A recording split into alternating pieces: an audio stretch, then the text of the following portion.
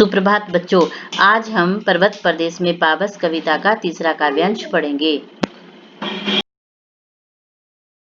इस काव्यांश में देखिए, उड़ गया अचानक लोभ उधर, फड़का अपार पारद के पर, रव शेष रह गए हैं निर्झर, है टूट पड़ा भू पर अंबर, धस गए धरा में सभ्यशाल, उठ रहा धुआं जल गया ताल, यो जलज यान में विचर विचर, था इंद्र खेलता इंद्रजाल। उड़ गया अचानक लो भूधर, फड़का अपार पारद के पर। भूधर का अर्थ है पहाड़, भू का अर्थ है धरती और धर का अर्थ है धारण किया है। धरती ने जिसे धारण किया है वह क्या है? पहाड़।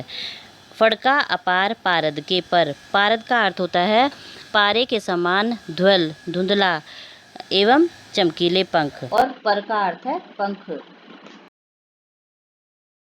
कवि इन पंक्तियों में कहना चाहता है कि ऐसा लग रहा है कि जो पहाड़ हैं वह अचानक से कहीं उड़ गए हैं, यानी कि वो गायब हो गए हैं। कवि ने ऐसा क्यों कहा है? फड़का अपार पारद के पर, क्योंकि जो धुंध है वह इतनी घनी है कि उसने सारी जगहों को घेर लिया है। उसकी वजह से जो पहाड़ हैं, भूधर है, वह कहीं गायब हो गए हैं।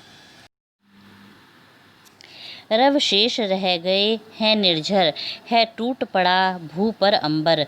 रव शेष का अर्थ होता है केवल आवाज़ का रह जाना, और निर्झर का अर्थ है झरना। है टूट पड़ा भू पर अंबर। भू का अर्थ होता है जमीन, धरती, और अंबर का अर्थ है आकाश। कवि इन पंक्तियों में कहते हैं कि जब वर्षा के कारण धुंध के द्वारा जब पहाड़ों को अच्छी प्रकार से ढक दिया गया, तब इस प्रकार से लगने लगा कि पहाड़ कहीं उड़ गए हैं, तो वहाँ पर केवल झरनों की आवाज़ें ही शेष रह गई। रव शेष का अर्थ है केवल आवाज़ का रह जाना है, तो वहाँ पर केवल झरनों की आवाज़ ही रह गई। है टूट पड़ा भू पर अंबर, और ऐसा लग रहा था जैसे आकाश धरती पर टूट पड़ा हो, यानी कि धरती पर आकाश आ गया हो। धस गए धरा में सभय साल, उठ गया धुआं जल गया ताल। सभय का अर्थ होता है भय के साथ, और शाल का अर्थ है एक वृक्ष का नाम है। उड़ रहा धुआं जल गया ताल। ताल का अर्थ है तालाब। कवि इन पंक्तियों में कहता है कि यहाँ पर कवि कहता है कि जब ऐसा लग रहा था कि पहाड़ कहीं गायब हो गए हैं और केवल झरनों की आवाज़ें सुनाई दे रही हैं, तो ऐसा भयानक दृश्य देखकर जो शाल के पेड़ हैं वे भय के साथ धरती में धंस गए हैं। उड़ गया धुआं जल गया ताल। ताल का अर्थ है तालाब, और जो तालाब हैं उनमें आग लग गई हो और वो जल गया हो, वहाँ से धुआं उठ रहा हो। यूं जलद यान में विचर विचर, था इंद्र खेलता इंद्रजाल। जलद का अर्थ है बादल, और यान का अर्थ है विमान। विचर विचर का अर्थ होता है घूमना, और इंद्रजाल का अर्थ है जादूगरी।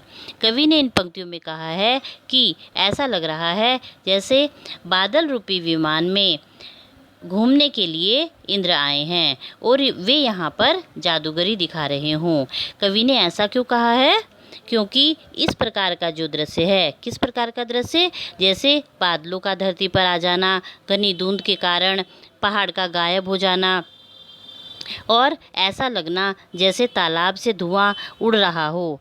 ऐसा दृश्य जादू से ही किया जा सकता है। इसलिए कवि ने कहा है कि इंद्र जादूगरी दिखा रहे हों, ऐसा प्रतीत हो रहा है। धन्यवाद।